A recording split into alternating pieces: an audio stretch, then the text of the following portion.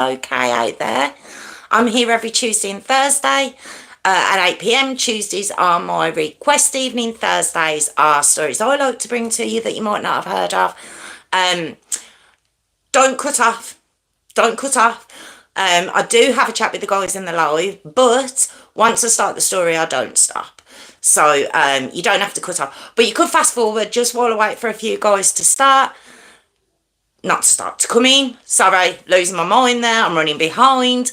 But yeah, if you'd like to join my Patreon, it's patreon.com/Jess Rose 5472. Thank you all so much for joining me. Hi. Sorry. Hi, sis. Can you... It's really loud. It's not me. It's next door. It's very, very loud. I've been waiting for it to kind of quieten down, but it's not. Sorry, Warwick. I'm sorry. I don't know if you can hear it. It's next door. They're really loud. And I was waiting for it to quieten down, but it hasn't. So I thought, well, I've got to come on. I have to come on. Hi, Hayley. Hi, Phil. How you doing? So I'm so sorry I'm late. I'm so sorry, but I was kind of holding off. Thank you very much. Thank you. I've only got two. I've only got two of them at the minute just to keep me cool in my thing. I don't wear them. I only wear them on the live. I can't wear them any other point because it's frozen. But how are we all? God, it goes so quick, doesn't it? I know I say it every Thursday, but it goes so quick these 2 days, do. But, yes, I'm sorry I'm so late, guys. But, yeah, I was just waiting for it to kind of quieten down because it's very loud. We've got vents, you see. So if one of their windows are open, it comes straight in to here. It doesn't come in any of the other rooms. It's just straight into the living room. So I was like, I'll just hang on a second, see if it quietens down. But it didn't. So here I am. But it seems, I feel like it might have quietened down a little bit now. So we'll see. We'll see anyway. But yeah, how are we all? Let me cough it up. How are we all? My God. I got myself all faffed watching the minutes going by, going, I've got to start. I have to start. But I was like, right, okay. I'm going to have no one come on the live if I don't come on now. Oh, thank you, Warwick. Thank you. They're the only two I wear.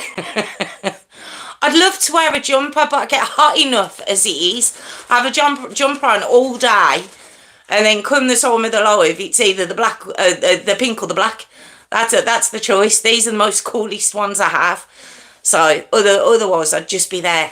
You'd just hear this for the entire time. So, or you'd have a massive fan going off behind. It's just terrible. It's just terrible. It's just having a complete shiny face at all times. It's awful. But anyway, how are we all? Have we got any, oh, you're very nice. Have we got any plans for the weekend? I don't know what these little tufts are of hair. I think it's like regrowing. And they're just sort of all tufty. Anyway, are we having are we doing anything nice the weekend, guys? I'm sorry, this is really putting me off. Yeah, sorry. Are we doing it for the third time? Are we doing anything good the weekend? Oh, I'm not. I don't think. Bit of shopping. Bit of Santa shopping. Okay. Am I missing something? Oh, God, have I missed an anniversary or something? I haven't, have I? I don't think there's anything this close to Christmas, is there? Oh, God, have I missed something? Is there an occasion?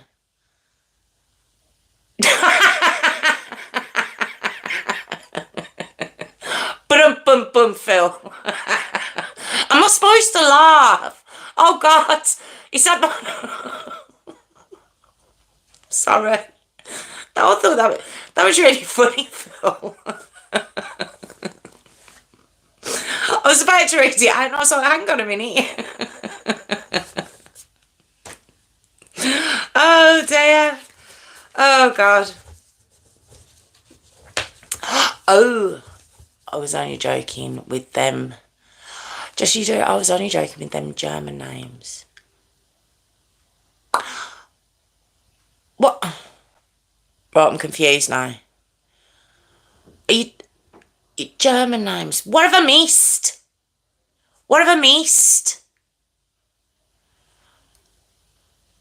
What have I missed, German? I don't know what that is. And you're checking to see if you've got money. No one's got money at this time of year for anything. For anything. Phil, you've really made me laugh. German, I'm confused. Explain that to me. Explain that to me. Have I missed... Oh, is it me being slow? Did I say something about 3 minutes ago and I forgot already? I know I do that.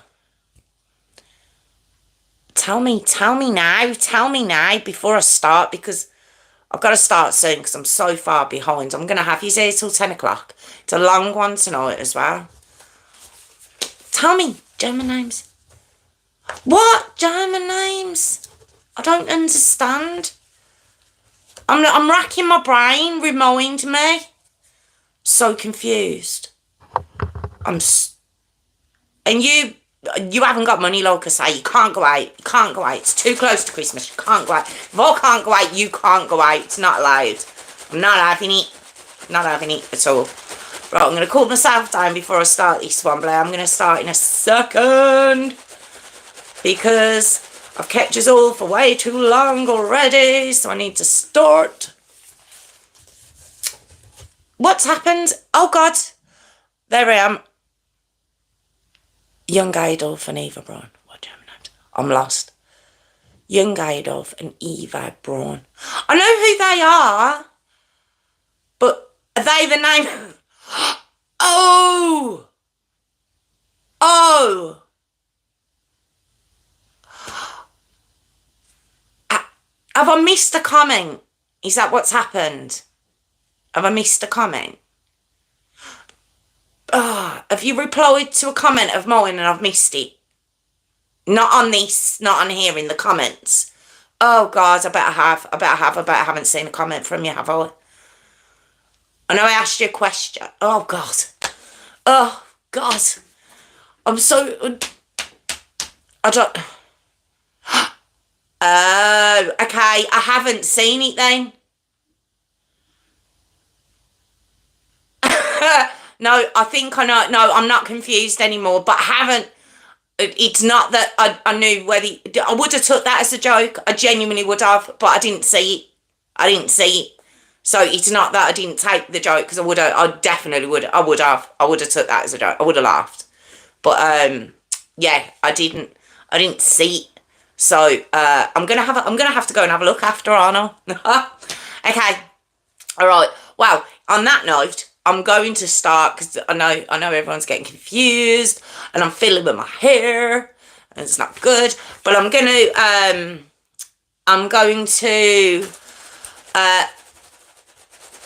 it's now a slope. It is a slope. It is. It's too late now. It's too late now. I've missed it. But, yes, I'm going to start now. So I'm going to do my little intro very quickly. And yeah, and then we're going to start. Does anyone know this one? So, yay! See, I wanted to say, but I didn't want to say. Congratulations, Warwick. I'm gutted I didn't see the comment now. I wanted to be the first person to find out. Congratulations. Yay. Oh, I'm so happy for you.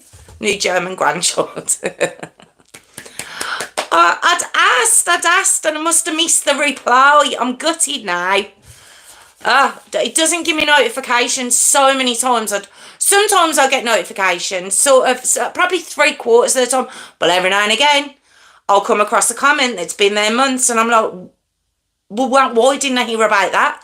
So, yeah, oh, I'm sorry, Warwick. I genuinely didn't know. I genuinely didn't see it, but congratulations. I'm very happy for you.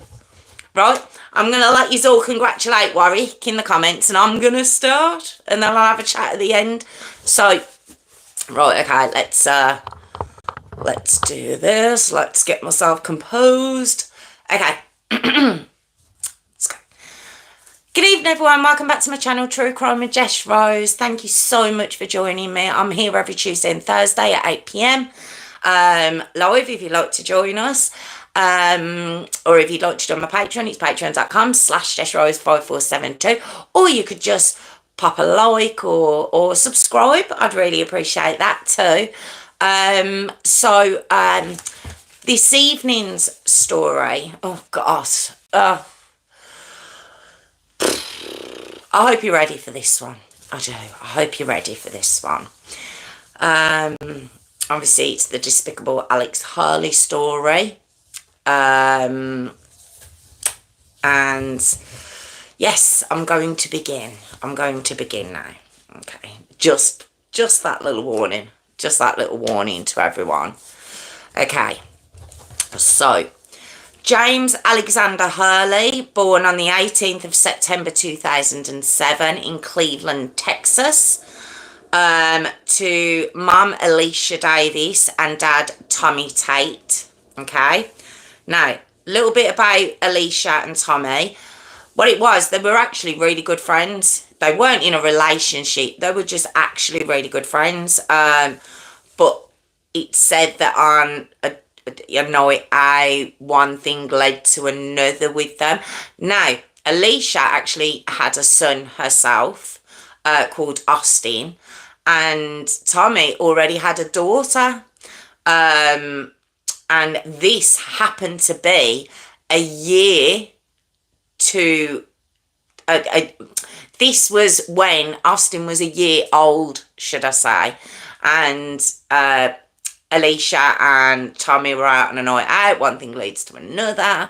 And she says she approached him a few weeks later. And I was like, oh, I think I might be pregnant. And he was like, yeah, I thought so, because I heard you being sick. So, it was, and little James Alexander Hurley was born 9 months later. So there's a year and 9 months between little Austin and Alex. Okay. Now, obviously, you've heard me say James Alexander Hurley, but he's known as Alex. He uses his middle name. Okay. So, Tommy and Alicia, like I say, are very good friends, really good friends. So, even when he'd send money or give money for Alex, he'd give her money for Austin as well. They got on very well, and he was very involved in Alex's life. It was just, it seemed like a really nice friendship that the two had. Okay. Now, little Alex, like I say, was called by his middle name. He said he was very happy, cute little boy. Bit rambunctious because little Alex was diagnosed with ADHD, quite severe as well. So Alicia said he was very good. You just had to keep him busy. He had to be kept busy, because otherwise he'd be looking around for stuff to do. So, if he appeared like he was looking a bit bored, she'd just find some sort of chore for him to do. So, but a really cute lad, very well liked, very popular, very close to his older brother Austin. Now, while Alex was still quite young, Tommy ended up moving to Montana to be near his parents and his family. But he was still very, very much involved with Alex. They would talk every day, and Tommy would visit regularly. So there was still that bond between the two of them. Okay. Now, Alicia, she then got married during this time to another gentleman. Well, it doesn't sound like a gentleman actually, but the reason I'm saying that, this man was a violent guy. He was quite a violent guy, it was said. And although he was violent with Alicia, he wasn't violent with either of the boys, it has been said. Okay. But Alicia had tried to leave him this one time, and he got really violent again, but she decided to fight back this time. So she should. She fought him back. And it caused the neighbours to call the police. So when the police come, because it was, the two of them, it was a he said, she said type deal, they both got arrested. So unfortunately, with them both getting arrested, of course, child services get called. And both boys, it was a shame they were split up. They were taken into state custody. Alex went to live with his maternal grandparents, i.e. Alicia's parents, and Austin went to live with his uncle and aunt. Okay, now this was in 2011, so Alex was around 4 at this time, all right? And Alicia, in her fight to get her boys back, she had to go to parenting classes. She also had to prove that her husband was the actual aggressor during this relationship. And thanks to, I suppose you would say thanks to, but medical records and witness statements and everything else, the judge believed her. And she was granted a court brought up divorce. She was granted a divorce, okay? So, that was that. So then we get to 2013, all right? Now, this is how long it's took for Alicia with going through these classes and having to go to court and having to fight it out. 2 years has actually gone by, and at this point, Alex is age 6. But she wins back custody of both the boys, over the moon. You know, they're all back together again. Then we get to 2014. At this point, Alex is 7. And Tommy, obviously Alex's dad, he was involved in a really bad accident, like a traffic accident, that actually left him paralysed from his waist down. All right. He was actually really quite hurt. Now, because of this, obviously, now don't forget he's living in Montana. He's not near Alex. He can't come and visit him as often as he had been previous. Alex is obviously missing his dad over this period of time. So we now get to August of 2017. All right. And at this point, little Alex is 9. He's age 9. He's nearly 10. He's age 9. Okay. Now, Alicia, at this point, is in a new relationship with a man called Jesse Richardson, I believe he and the boys got on. But it was around this time Alicia decided to allow Alex to go and stay with his dad. Okay? His dad and his girlfriend. Because Tommy was in a relationship too. In Montana. Okay, which must have been... Oh, I don't know if I could be like, okay, I'll see you soon, son. It had become agreed that little Alex would be able to complete or start and complete his year. We call it year 5, don't we? But they call it 5th grade at school in Montana. I mean, that's a long time to sort of release your son. Look at my hands. I'm like, oh my God, give him back. But she does it. She's doing it for Alex's benefit. Okay, she's doing it for the love of Alex. She knows Tommy's a good man. She knows he's a good dad, and she wants Alex to have that relationship with his dad. So, you know, against everything that must have, you know, she must have been feeling, she allows this to happen. Okay. And like I say, it become near impossible for Tommy to visit Alex in Texas since the accident. So it's the only real way they could maintain that relationship that they had. So now, December the 13th, 2017, obviously Alex is now, he's now turned 10 because his birthday was in the September. Now, I'm going to introduce a couple more names to you now. It might sound confusing, but if you base it around who they are in the story, you'll be able to keep track of the names, okay? So we have a lady by the name of Patricia Batts. Now, slash Sasa, because she's married to a guy called whose surname's Sasa, and I'll introduce him to you soon. But basically, Patricia Batts is Tommy's mother, okay? I.e. Alex's paternal grandmother. So when the violence between Alicia and her ex-husband was happening, Alex went to Alicia's parents, so his maternal grandparents. Patricia Batts is his paternal grandmother, so Tommy's mother. Okay. And basically, she'd write a post on Facebook at this point. I think I'd said the date, I had no, December 13th, 2017.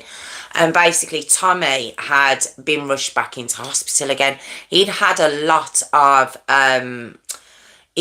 of setbacks after his accident. He really had. He never really fully recovered. Well, obviously, he's paralysed from the waist down, so he's not going to recover. But I mean, it was a constant battle,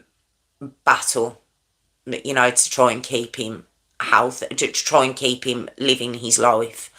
And basically, she was on Facebook requesting prayers.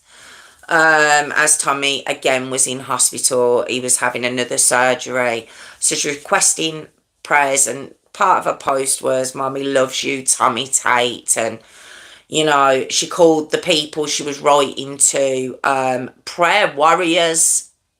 Okay, so it's quite a long-winded post, but the be all and end all of it was she was just asking for people to pray for her son who's in hospital. All right. But we get to January the 2nd, 2018, and he got an infection after this operation, and his body just couldn't fight it. And Tommy, Alex's dad, obviously, this really, from what I've gathered while researching, he seemed like a really stand-up guy. He died, and like I say, that was on the January the 2nd, 2018. He was only 29. He was like a month away from turning 30. He was very young. Very sad. And obviously Alex was, he was very upset about it. He was very close to his dad. But Alex, rather than then coming home to Alicia, he asked her, could he finish his school year? Because don't forget, he started school there. He started his 5th grade there. So he talks to Alicia and he's like, look, obviously we know what's happened with Dad. Can I stay and finish out school? And what the agreement was is that he would go and live with Trisha, obviously, who is Patricia Batts.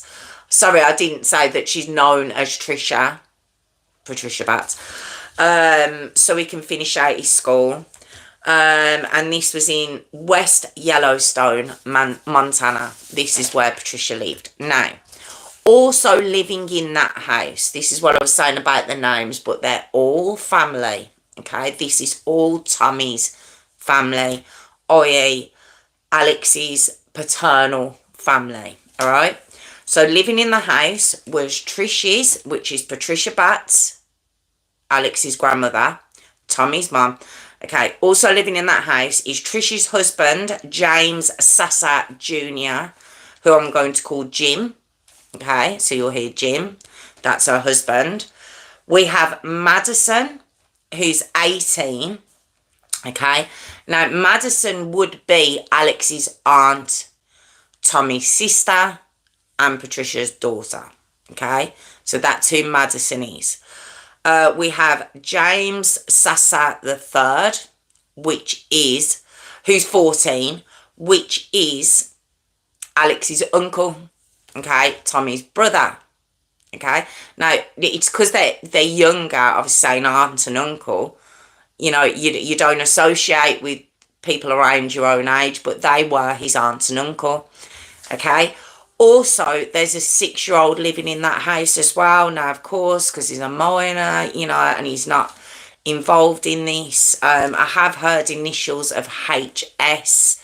You might hear it once or twice during the story. He's also Alex's uncle, Tommy's brother. Now, these, I believe, would be Tommy's half-siblings, okay?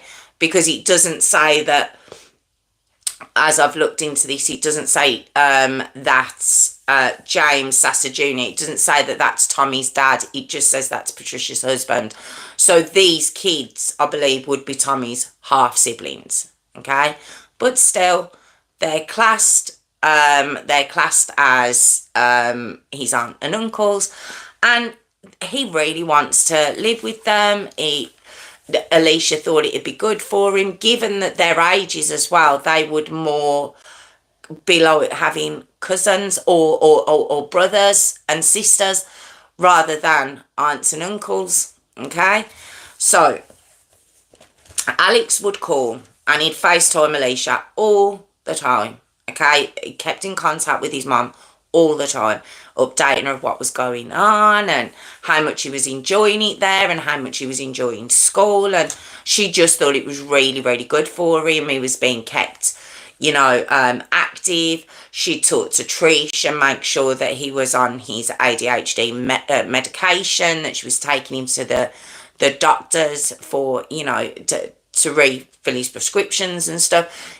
Because without his medication, Alicia said that he was still good, he was still a good kid, but obviously he'd get a bit more hyper and you'd have to keep him even more, what's the word I'm looking for? Give him more stuff to do, because he'd start getting a bit irritable. So she knew that if he was on his medication, it'd just keep him a little bit calm, a little bit calmer. So, but she really believed he was enjoying it there, so Alicia was happy for him to stay there. Okay, now we get to June 2018, all right? School's done now. In America, they actually break. If you're watching from America, we break up sort of near the end of July, go back at the very beginning of September. In America, they have nearly a 3-month summer break, and they break up towards the end of May, beginning of June, all the way through to the end of August, beginning of September. They go back when we go back, but they finish a month beforehand. So they have a much longer summer break, all right? So when they break up for school, Trisha asks Alicia, Trisha, yes, sorry, I thought, I've got Trish. What have I called her? Trisha? Her name's not Trisha. Trish, sorry. Trish, because of Alicia, I think. Trish then asks Alicia, so, just a quick recap. Trish is Alex's grandmother. Alicia's obviously his mom. Just in case I'm losing you a little bit, okay? Well, she asked Alicia, could Alex stay with them for the summer holiday? Because she wanted to take him away with the family to go on holiday. And Alicia was like, well, yeah, because how amazing would that be? How amazing, like, his grandmother's going to take him on holiday with his aunts and his uncles, and this is going to be amazing for him. So, of course, Alicia agreed to it. When it came for school to restart, now, don't forget, he's already been gone a year, okay? He's already been gone for the whole of the 5th year, or 5th grade. So when the time for school's about to restart and he's about to go into the 6th grade, Alicia gets a call, and basically it's Alex just asking, please can I stay? Please let me finish out, 6th grade. Well, that's when we finish our key stage 2. I think they do. I think they go into middle school after that. He just really wants to stay. He doesn't want to go home. He's made friends. He's happy with his grandparents. And he just wants to do another school year there. So then Alicia's like, I don't know. But then she speaks to Trisha, and anyway, it's agreed. It's agreed. I'm going to just put my hands up now. This couldn't happen. I couldn't do it. I couldn't do it. But anyway, who am I to judge, alright? So at this point now, little Alex has turned 11 now. He's in his 6th grade and he's doing okay. But Alicia starts to notice over the next few months, Alex's calls start to become further and further apart. Now, when I've heard an interview with her, she does say she wasn't immediately shocked by that, because Alex was a very hyper child, as we know. He was always busy. She had her own parents, used to have to, like, if they wanted to see him, she'd have to give him, like, a month's notice or something because he was always here, there and everywhere. So at first it wasn't a major concern of hers. But then we get to 2019, okay, and Alex finishes the 6th grade. So we're followed all the way around again. So we're getting close to him being there nearly 2 years now, okay. He asked, can he stay for the summer holidays again? And like I say, he'd been in Montana at this point nearly 2 years. And Alicia's like, okay, fine. You know, he wants to go on holiday with his grandmother again. And she's like, all right, fine. Okay, you can stay. But then Alicia notices that she doesn't get any more calls after this. That was the last call she got from Alex. She didn't get any more calls. She didn't physically speak to Alex again after that call, saying, can I stay for the summer? Okay. Now don't forget, he's supposed to be starting middle school come the September. Look what's happening with that. She's having trouble getting through to him. Alicia would try and speak to Alex through Trish, but Trish would just say, oh, he's out busy. He's busy. I'll get him to call you. Or, he's not here. There was all these excuses being made. Now she'd received the odd text from Alex, but that was it. Like, literally, she doesn't know what's going on with her son. Now, yes, he's been gone for 2 years, but there has been sort of a constant back and forth between them. She's always kind of known he's okay, he's safe, and now she doesn't know anything, and she's been stonewalled by the grandmother, and she's starting to get really concerned now. Alicia is. Now Alicia told Trish that she wanted him back. She wanted him back. He's done the summer. She wants him back. She wants him to start school back in Texas. She wants him home. Then all communications just abruptly stopped. Just stopped from then. And it said that Alicia is now panicking, but she can't afford a lawyer. She can't afford a lawyer. So it's like, well, what do you do? Because I've heard the interview, I'm trying to keep my own opinions out of this anyway, okay? So, Trish, well, she was claiming Social Security for Alex through what Tommy would have got for him. And because she took on, technically, Alex from Tommy when Tommy passed, she was now getting the Social Security for Alex. It wasn't a massive amount of money. It was £700 a month. But that's the money she was getting for him, it was said, okay? So, September 2019, at this point, Alex is now age 12, alright? But he was now taken out of school to be homeschooled. To be homeschooled. Now, we know what that means, don't we? We always know what homeschooled means. It's always like it's like a red flag alarm going off. Homeschooled's never, ever, ever a good sign. It's really not. But yes, he's taken out of school to be homeschooled. But she doesn't tell the school that, Trish doesn't. What she actually tells the school is he's going back to his mum. But the school doesn't, it doesn't not only chase this up, it doesn't notice, this particular school doesn't notice when it hasn't received a call from Texas, a school in Texas, to say, you got his details, how's it going, what's going on, nothing. Like, the school in Montana doesn't notice that they haven't received any requests from a school in Texas for Alex's details. So someone dropped the ball somewhere along the line, okay? But like I say, from September 2019. After this point, no one outside of the home has any contact with Alex. Nobody after that point, right?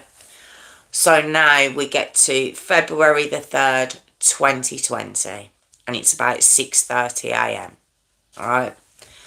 A 911 call is made from the Sasa home, all right? And when the policeman arrives and he walks in, he sees Alex, aged 12 years old. 12 years old. He sees him lying on the living room floor, and it was quite obvious to anyone in that room that little Alex, he was deceased. The police were told by Trish that he must have died during the night. No one really devastated, no one hysterical. Just, I think he died in the night. So Trish, Jim and young James, and Madison, okay? So don't forget, Trish and Jim Trish is his paternal grandmother and Jim's practically his grandfather. Young James and Madison are his uncle and aunt, okay? And they proceed to tell police, while Alex is here, passed away, they proceed to tell police about Alex's behaviour. His behaviour become increasingly problematic after Tommy had died, apparently. And they said he would self-harm. He'd self-harm, Alex would, by repeatedly, hitting and cutting himself. He'd run head first into walls, apparently, and steal doors. You know, doesn't every 12-year-old do that? They said he would hear voices as well. He'd hear voices, he would, telling him to harm the family. And also, just to top it all off, he was suicidal too. This is everything they're throwing at this policeman as he's walked in the door about this young little boy who's on the floor. Okay? So obviously this policeman's very suspicious, of course. And he gets in touch with the office and everything else, and out come not 1, 2, 3, but 4 detectives come out to the Sasa home, say what the hell is going on. Okay? So when the detectives arrived, they noticed that Alex, he looked completely emaciated, completely starved. This little boy looked. He didn't look 12. He was covered in cuts, scabs, abrasions, and a massive gash to the back of his head. Look, a massive gash to the back of his head. Now, young James, don't forget this lad's 14. He says it had been from Alex running into the entertainment centre head first. The detectives, it didn't take a second for the detectives to look at Alex's head, or look at the entertainment centre and be like, it doesn't match the injury at all. I don't know who they thought they were fooling, alright? And they said it's because of how bad Alex had got. They said how bad Alex had gotten, they'd also have to take turns watching him day and night, you know, because of his suicidal thoughts, and, you know, he could have been a danger to them all. So they had to watch him practically 24 hours a day, this poor family, you know, of this danger to them all, this 12-year-old boy, you know, oh my God, you know, what could they do? Young James, though, he then says that a week earlier, he'd woken up and seen Alex standing over Trish with a knife, apparently. So he'd wrestled the knife away and they'd begun to fight. Alright? That's where all their marks came from that are on Alex. It was because he threatened Trish. So James had to step in and defend his mum. Now, Trish, she calls the fight, it was a bloodbath. What description is that about your grandson and your son fighting? But let me just say something, because you might be like, well, James is 14 and Alex is 12. You know, all right, that's a big difference maturity-wise. Size-wise might not necessarily be a massive difference. Well, let me just tell you, okay? Young James, 14-year-old, he was a football player at school, an American football player, okay? And we know they're normally quite big, aren't they? He was 6 foot tall and 300 pounds. He was 300 pounds. He was massive. Compared to Alex, who was 5'3" and 103 pounds. It's a 200 pound weight difference. And James was calling it a fight. Really? Is that what we're going to call that? Now, the family were interviewed. They all got interviewed. And they said they also used to use a paddle on him. Because there were bruises seen on his rear end. Severe bruising to his rear end. They were like, well, yeah. Well, we did use a paddle that was wrapped with like a blue sort of tape. Of course, like everything, to protect their hands. So there was a paddle that would be used on him for discipline. Okay. So February the 2nd, okay, which was Super Bowl weekend in America, which was the night before Alex died, okay. So we're going to go back to then. We will go back a few times in this story because, of course, it's like, what the hell happened? All right?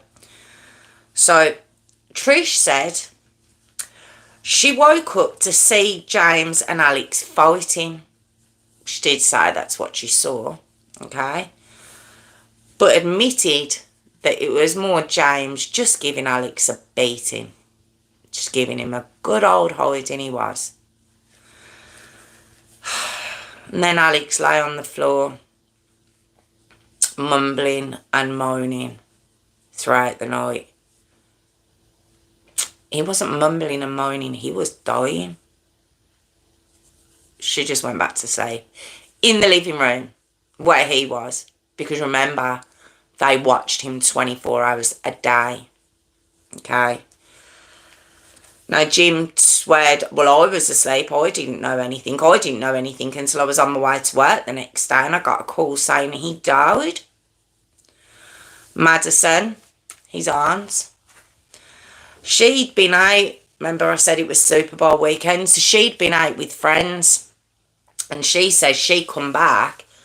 She didn't notice any sign of anything. Just that Alex was asleep on the floor and her mum was asleep on the sofa and she didn't think anything of it. And she went to bed.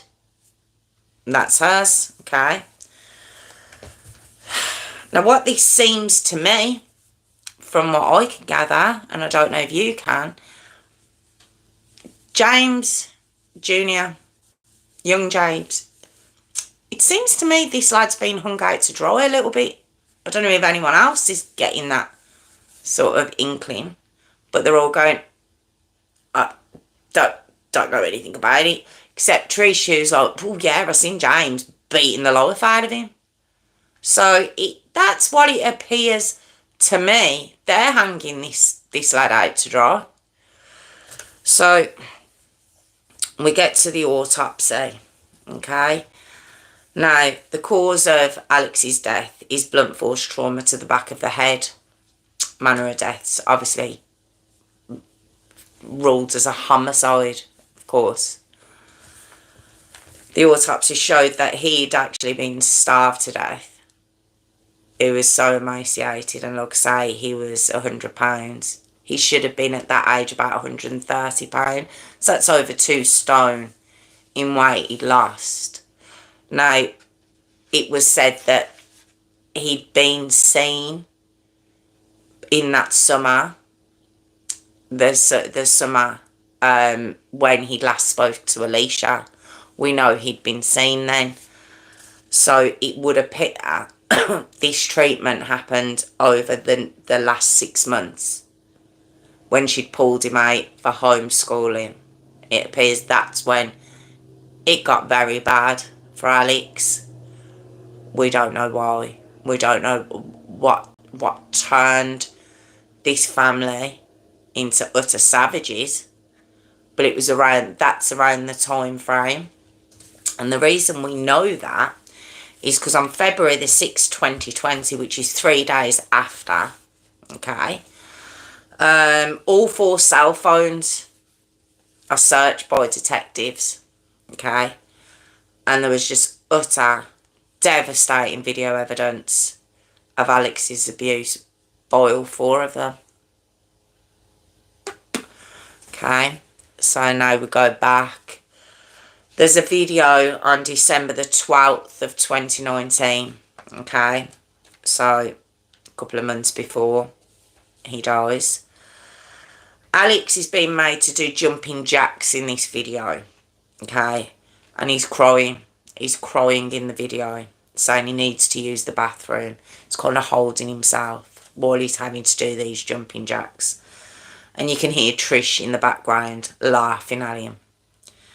We have January the 20th, 2020. Alright. Alex is recorded while he's in the garage. Okay. He's bent over and his head's in his hands. Okay. And he keeps saying no over and over and over again. Okay. 2 minutes later, the recording starts again. And it's Alex crying, saying, it hurts so bad. It hurts so bad. And then a little bit later, you see a much bigger man than James Jr. Okay, or young James, sorry. Coming over.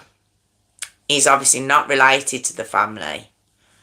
And he begins beating Alex with a paddle. With the paddle that I've talked about, okay, on his rear end. And Alex is actually crying. And I don't normally swear, but I'm repeating what he said on the video. And Alex is like, I fucking hate this. It's what this 12-year-old's saying. And this man, whoever he is, we don't know who he is at this moment, he's like, I know you do. While he still continues to beat this 12-year-old little boy.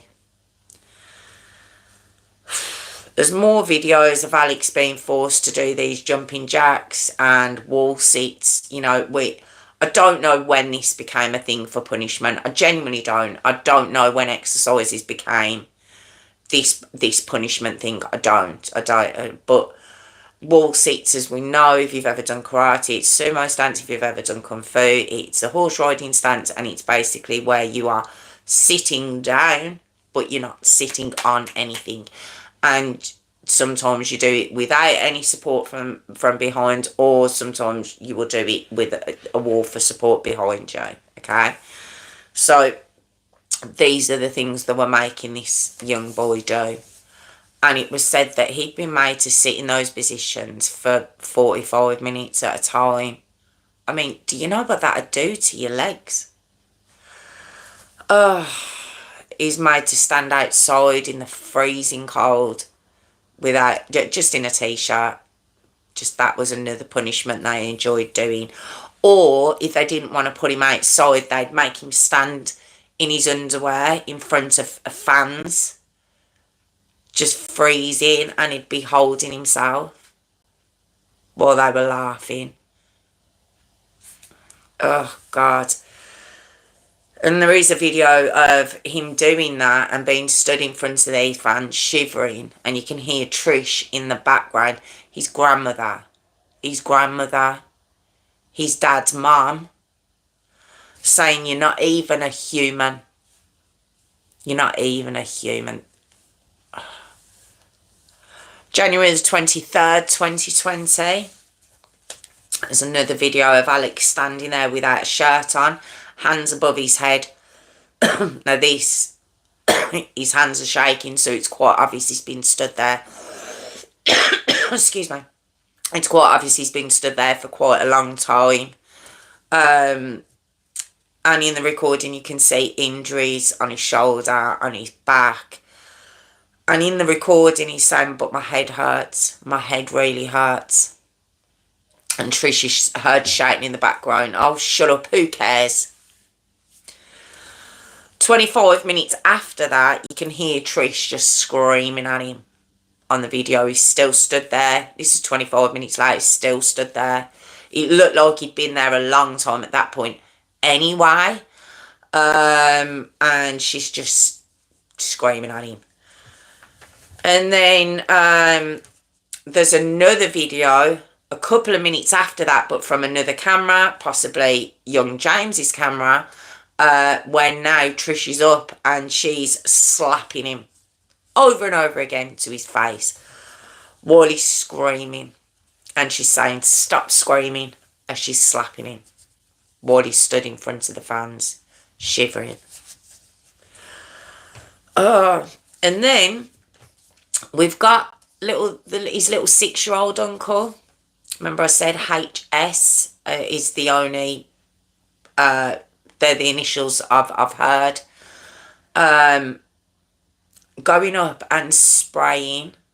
Now he's stood in front of these fans and he's spraying from like a clear bottle in the video at Alex. But then you can hear Alex screaming, saying it's burning, it's burning. Apparently he was rubbing alcohol that was being sprayed into his face by this little fella who was encouraged to do it by his mum. And he thought it was okay because everyone else was doing it. Must be okay. Trish then walks up, because of course, like I say, all this is on camera. Trish then walks up, bends little Alex over, twists his arm up his back while twisting his hand even further behind him. And she basically says on camera, shut your fucking mouth or I'll break it off. This is grandmother. You can hear Jim, the so-called granddad. You might not have heard a lot from him, but he's in the background going, "You're nothing. You're nothing. You'll never be anything." Just berating him as well. Okay. We come to January 27th, 2020.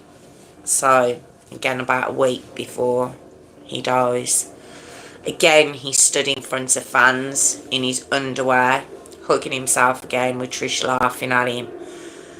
And at this point, Alex is kind of rocking back and forth. And he's saying, "I can't remember anything. It's all a blur. I can't remember anything." Kid's going crazy. And then it's got on camera Trish walking up and choking the life out of him. There's texts, there's videos, there's online searches. Showed every one of them were involved in Alex's torture. All of them. They were all involved. Madison, because you might not have heard much about her, you might be like, "Oh." But when she came in from the Super Bowl, when she'd been out with friends, she comes in, she just saw Alex was asleep on the floor. She didn't know. Well, a text message was found that night after she must have come in and seen him on the floor. And she texts her boyfriend saying, "I think he's dying. I think my brother's beat him too much and I think he's dying." So she knew. No one helped him. No one phoned an ambulance for this child. Also, on these text messages to her boyfriend, she tells him how she's just beat the life out of Alex and that her hand's hurting. Her hand was hurting afterwards. And she just says, you know what, after all of that, I beat him and I felt nothing. He's a piece of shit. This is his aunt. She's 18 years old.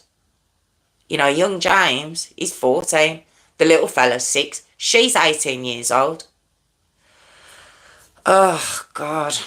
There's a text from young James to Jim, his dad, basically saying, I'm going to end up killing him today. And Jim was like, no, don't touch him. Don't touch him. Make him sit down, but do not let him sleep. And this was a thing they were doing. They were not only starving him, and we know they were starving him because the food cupboards and the fridge was locked. It had locks on it.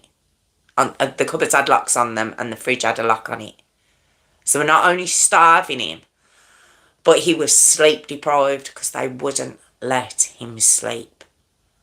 And every time he would start to wobble on camera while they were recording him, and it looked like his head had started to drop. At one point, he's between the sofa and the wall, and there must be a window there because it said his head went on the frame. He sort of dropped his head like he was going to drop off, and he was screamed at, get up! He wasn't allowed to sleep either. There was a head dent in the wall in the room. There was blood all around the house, which was later proven to be Alex's. A lot of blood. And they tried to clean it up. There was a bottle of vinegar found nearby. They'd actually tried to clean it. And there was still so much blood found around that house. So the arrests are made, and the first arrests were Trish, Jim and young James, and they were all arrested on felony deliberate homicide. Okay. Now you might be like, well, what about that fella? The fella who was beating him with the paddle in the garage? Where's he? Well, when the arrests are made, and the local police's Facebook page, obviously they update it, and this would have been on their page that arrests had been made. There was a comment made on there by a man called Gage Anthony Rausch, right? And this was an 18-year-old man, and he made a comment, for all of you thinking these people did this, they loved him. They done everything they could for him. His mum didn't even want him. I've known these people since I was 4. I even call them mum and dad sometimes. These are amazing people. And the police are like, wonder who this is then? So they go into Gage's Facebook page, which is simply tapping on the name, as we know. And there, bold as brass, is a picture of this lad in these specific tracksuit bottoms with a white line on them. And they go back to the video of Alex being paddled by this man, who's not exactly facing the camera, but they recognise the bottoms. So they bring him in and they begin questioning him. And at first, of course, he denies everything. And he's like, no, I don't know what you're on about and everything else. Then they show him the video. And he admits, yes, that was me. And who Gage Anthony Rausch is, he's actually a friend of the family, but he's more friends with James Jr. Okay? And he has known the family for years. Do you want to know how big this fella was? Because we know James Jr. was £300. This fella was £250. Beating these lads, beating this not only this tiny boy anyway, but this boy who was being starved, who was losing stones or pounds if you're watching in America. He was losing weight day after day after day because they were starving him. And the size of them, look, how would you have not felt just like the dregs of the earth while you're laying into this little boy? The grandmother, she was massive. She was massive too. Madison, not exactly slim. None of them were. Oh, God. So, Gage, though, he did show remorse. His grandmother came forward because on that Facebook post where he'd put his 2 pence in, the police then wrote under that, this person has been arrested, okay, in relation to the death of Alex. So that's how his grandmother, who he was living with, found out. And I've heard an interview with her, and she was like, look, he's like a gentle giant. I don't know what's happened. I don't know why this has happened. I don't know why he'd have done this. And Gage himself. I don't know what's going on. A real frog in my throat. But Gage himself, he showed some sort of remorse after the fact, obviously. But I can't help but be like, if you really were remorseful, when these lot were arrested and you found out he'd been murdered, where is the remorse? Why didn't you come forward rather than defending them on Facebook and be like, oh my God, they loved him. You knew you were lying. So where's the remorse exactly? Just came about in the past 24 hours since you got arrested. Got it. Okay.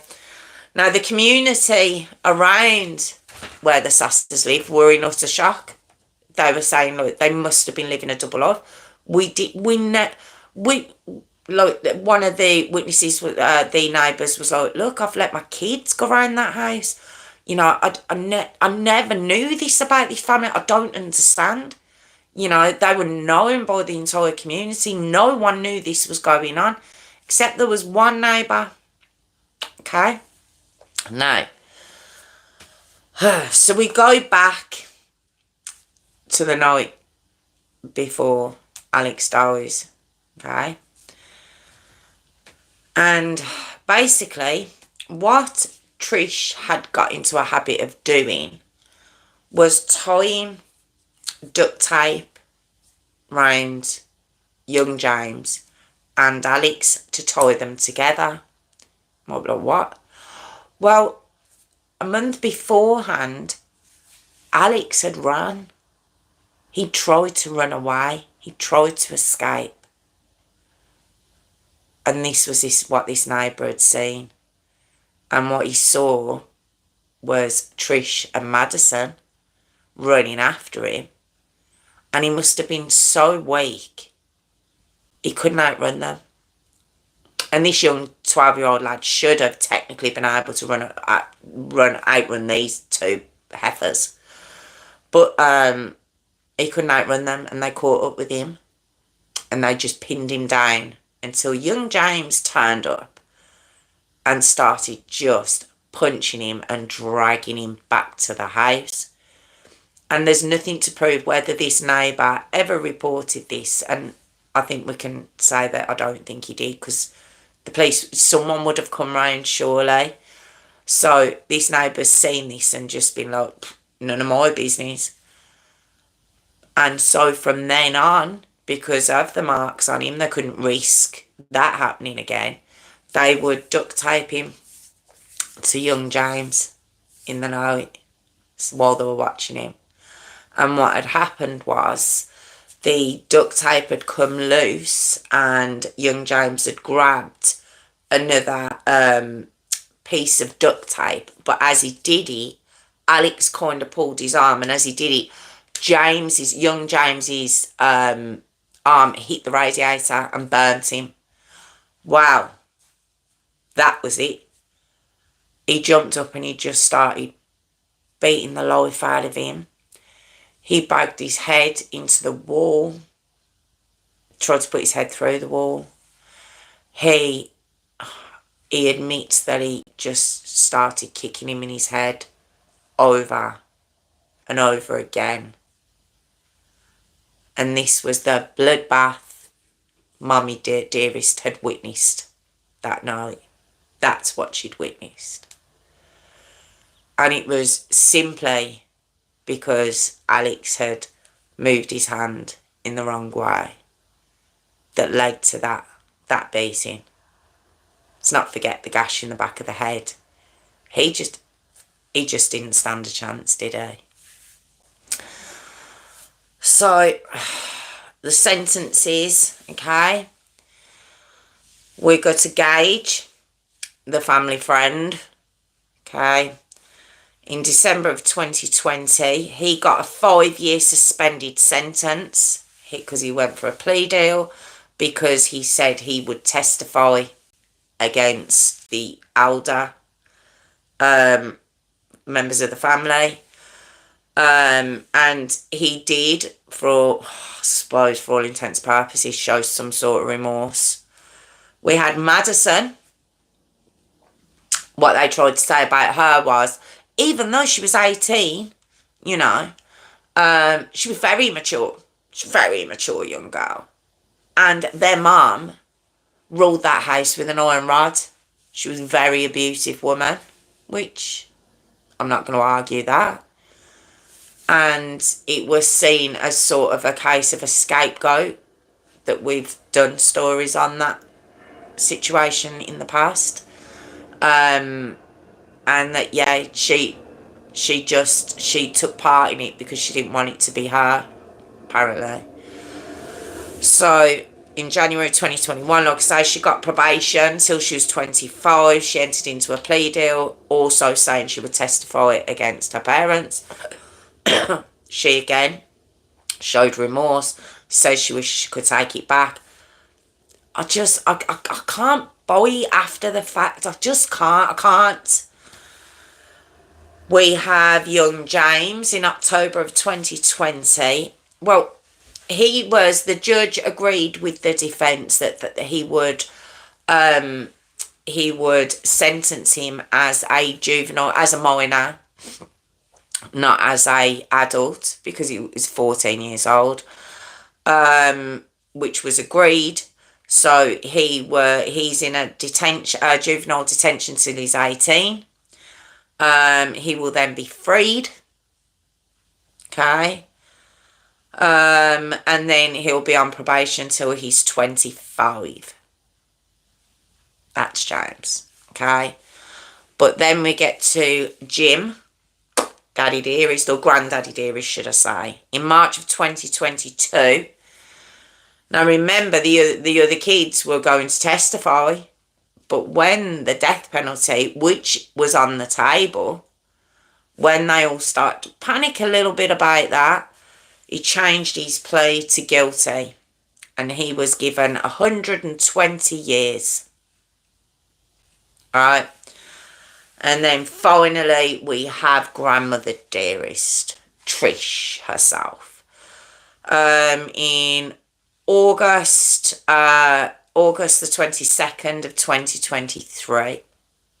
That's right, sorry, lost my mind then. August 22nd, 2023. Okay.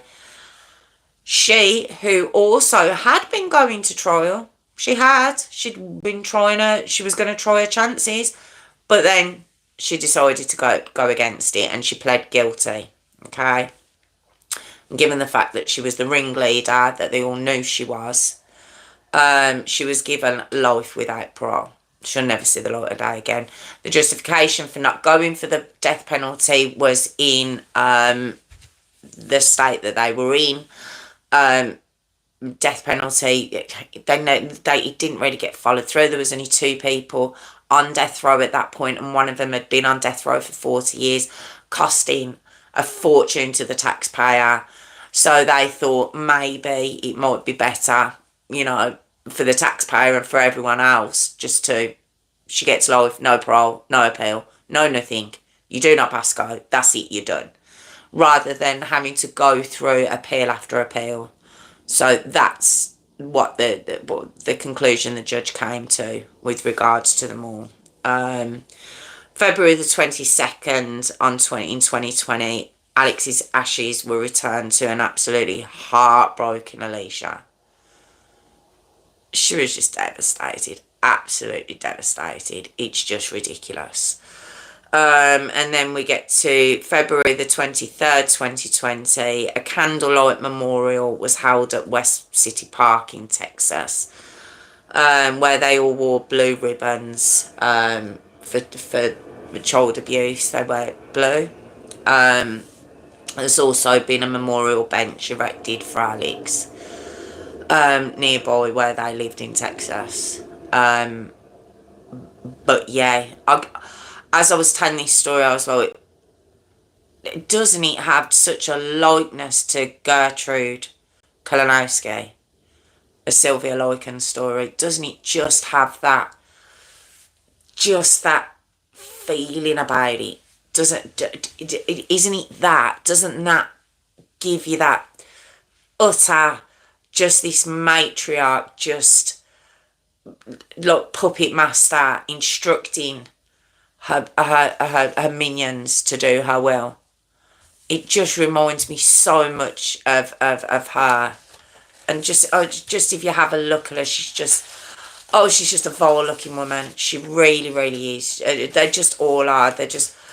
I just felt sick when I heard it all, and the fact all the recordings that they made. I mean, if they haven't got a camera, if they haven't got a camera in the house, they're normally recording it. They have to, don't they? So, but yes, that was the despicable Alex Hurley story. Oh God, awful. Thank you so much for joining me again. Oh God, just awful. But thank you so much for joining again. Oh God, I can't even get my words out now. Thank you so much again for joining me. I'm here every Tuesday and Thursday at 8 p.m. If you'd like to join the live, I'd really appreciate it. It'd be lovely if you could join the live. Or yeah, if you'd like to like, comment, or even subscribe, that'd be lovely too. So thank you all so much again for joining me. Thank you, and I'll hopefully see you next week. Thank you so much. Take care. Hey, how we doing? How are we all? Oh God, oh God, wasn't it awful? I told you it's a long one. I did say it was going to be a long one. That's why I was going to start it. How are we? Hi, Jerome. And Ray. I didn't see you until after I'd started. How are you all? How's it going? I think I saw Ray. Did I see Ray? Definitely saw Jerome. I don't know. I thought I saw Ray as well. But how are we all? Just another awful. Just again. Oh God. Just when I seen it, I was like, oh, it was bad. And then when I heard about the recordings, I was like, oh God, this is going to be terrible. This is going to be really bad. And it was. So, how are we all? I'm good, thank you, Jerome. Thank you very much. I'm good here. Just trying to, it's just awful afterwards. So, this poor little soul. It's just awful. But yes, I'm good, thank you, matey. I'm very good. And what I was going to say, I keep seeing Courtney's name when I'm talking, but are you talking about her? Have I missed anyone? Did Sharon come in tonight? I don't think I've seen Sharon. Did I miss any? I know I've seen Ray, and I don't know what this is. This is a lot going on, isn't it? I know I missed Ray and Jerome when I started. Oh, okay. I don't know where she is, Warwick. When do you come on my channel for your interview? Oh, was Sharon in too? Oh, okay. I don't know, Jerome. We'll have to, might have to be after Christmas and New Year now for a bit.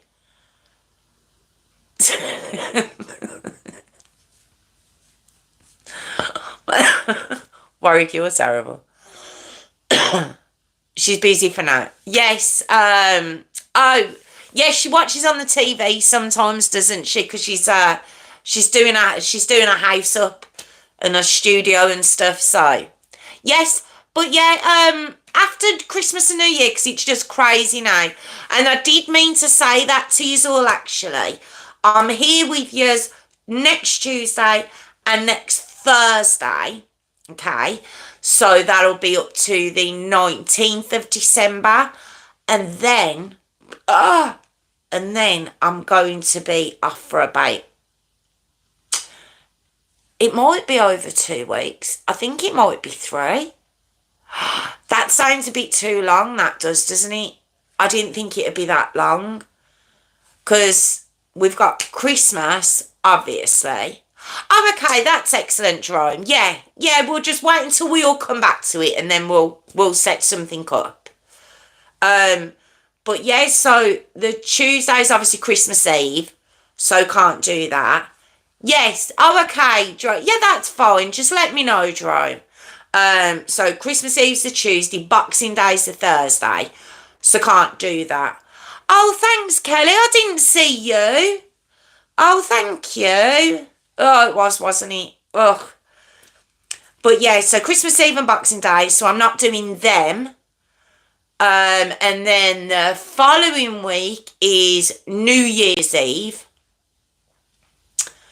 And then, but I'm still away New Year's Day, so I can't do that Tuesday and Thursday.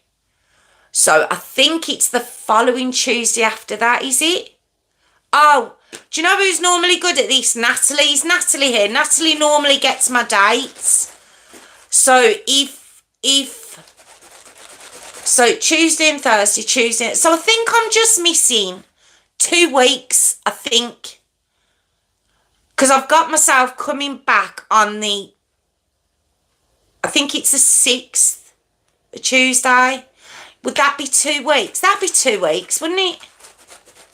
Would that be 2 weeks? Yeah, I think it would be, wouldn't it? It'd be 2 weeks. Yeah, so I'm just missing the 2 weeks because I've obviously been at Christmas Eve, Boxing Day, New Year's Eve, and then obviously day after New Year's Day. That'll be that Thursday. I'm with our moderator extraordinaires at that point, so I'm not even here. So, yes, I'll be off for 2 weeks. Basically, was a very long-winded way of saying that. But as I was describing it, I was like, it can't be 3 weeks, surely. That's way too long. So, yeah, it's just to let you know. So, next week will be our last 2 for 2 weeks. That was a bit long-winded, wasn't it? There was a lot in that, wasn't there? There was no need for that Ryan the Raking. But yes, Jerome, maybe we can look after that then. That sounds good. But where am I? Where have I gone? Did I get that right? I think I got that right, didn't I? Right. But as long as you're all okay, if that's okay with everyone, and what I might do is just during that time, I'll put up some of the live ones that I've done into in the pre-recorded ones. So don't think I'm shafting yous and putting some into the pre-recorded ones that you haven't seen. You would have seen them. I might just put a few in, so I've just got a little something going on in that time. But yeah, so that's it really. I just wanted to let yous know. But I'm still here next Tuesday and Thursday anyway.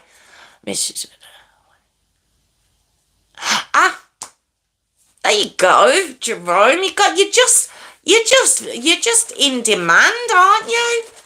You're very much in demand, aren't you? But has anyone got any good plans for the weekend before we go?